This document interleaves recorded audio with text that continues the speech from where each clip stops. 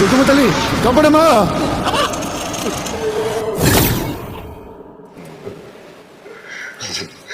తాత వైర్ కొరికేసాడేమో చూడరా బయట. ఫైనలీ మనం ఎప్పుడెప్పుడు అనేది చూసిన ప్రభాస్ అన్నది రాజేసాబ్ టీజర్ వచ్చేసింది. టీజర్ ఇది 2 నిమిషాల 30 సెకండ్ల ఊచ కోత. టీజర్ చూసాక నా ఫీలింగ్ ఒకటే, vintage Prabhas Raju is back. Darling Bujjigadu Mirchi మూవీలో చూసిన ప్రభాస్ అన్న నేను ఈ మూవీలో చూసాను మామ. ఏమన్నా ఉన్నాడు. ఆ డైలాగ్ డెలివరీ గానీ, ఆ కామెడీ టైమింగ్ గానీ, ఆ ఫైట్ సీక్వెన్స్ గానీ, ఆ స్వాగ్ గానీ, ఆ వాకింగ్ స్టైల్ గానీ, ఆ లుక్స్ గానీ, స్టైల్ మెయిన్నెస్ గానీ ఏమన్నా ఉన్నాయా మామ?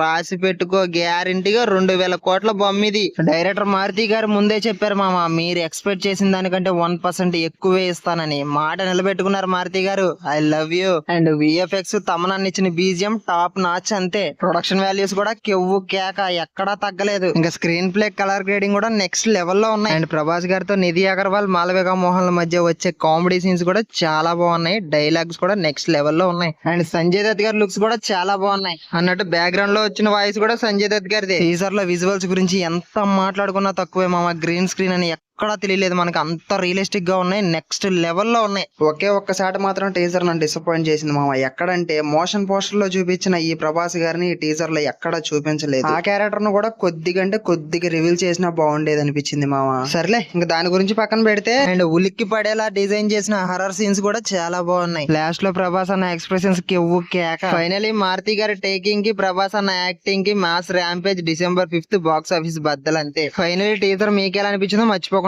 కామెంట్ అయితే చేయండి. అలాగే ఈ వీడియో నచ్చితే లైక్ చేయండి అండ్ సబ్స్క్రైబ్ చేసుకోండి. Thank you for watching. Bye bye.